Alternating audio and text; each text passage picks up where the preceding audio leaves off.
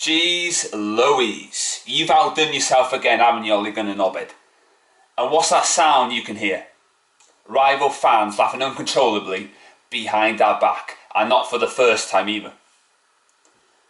As Brandon Williams has signed a new contract until 2024 with an option of a further year, it gets even worse as you go along the line. I don't get this player one iota.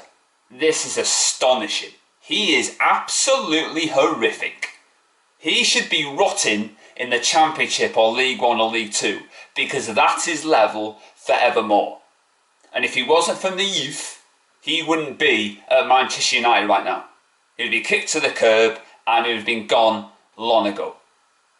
He's like a ventriloquist dummy, and the ventriloquists are the top Reds who have got their hands up controlling his every movement. On the pitch, he runs around like a crazed loon. He walks like a constipated squirrel. His fanboys make him sound like a bloody world beater when he's anything but. He's a dread, god-awful player. He makes passes he doesn't even need to make. He slows that game down and he gives away free kicks needlessly. This is not on. This is not what we should be having at Manchester United.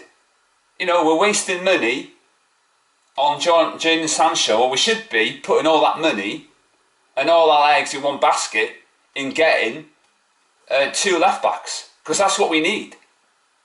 Others would say we need a midfielder, but for me, left back is the priority, because Porky Pig and Brandon Williams, they're not good enough. They'll never be good enough. And you can, until the cows come home, keep telling yourself that. Doesn't make it true. It doesn't ring true to me, this player. It generally doesn't. He passes the ball like a zigzag. Do you remember against Aston Villa, when he put his arm up and Tyrone Mings scored the equaliser? Even a simpleton would have cleared that bloody ball. He put his arm up, right, like a lollipop man, directing the kids across the road to safety to school. I don't know why we're persisting with plays like him. He's not going to get us to where we want to be.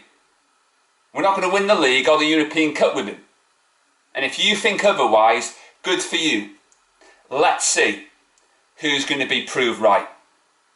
But my opinion, I'm confident, will turn into a fact. And people need to realise this. We stop getting these players on contracts and get players that we know that are ready-made to come in, to force themselves in the first team and get us to the position we want to be. You know? So, this signing has all the makings of a classic dose of back to where we were. You know what I mean? I mean, it's shocking, isn't it? He'll probably play against that team we're playing tomorrow. Because it looks like loads of players are going to play who have not had game time. But this signing, I'm not being happy about it. I'm not going to be cheering and whooping. I just don't see the point, to be honest. I just don't. So, but he's here to stay. But for me, you can forget about us challenging for titles in the European Cup, because it's not going to happen. And with players like him in the squad, we're still going to be in the wilderness, and we're still going to be scraping around for cups. It's like the 70s and the 80s where we used to win cups and not the league. Now, there's nothing wrong with that. It's good to win a cup. But for me, Brandon Williams, would he get in the Man City team? No, he wouldn't.